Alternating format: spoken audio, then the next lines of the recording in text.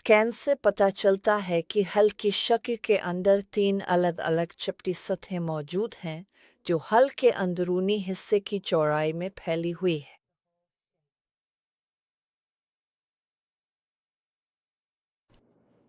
सबसे ऊपर वाली सतह एक ऐसी तह के तौर पर देखी जाती है, जिसकी मोटाई तकरीबन 3.2 मीटर है, जो कदीम पैमाइश के एन मुताबिक 6 क्यूबट के बराबर है। दरमियानी तह की मोटाई 4.7 मीटर है।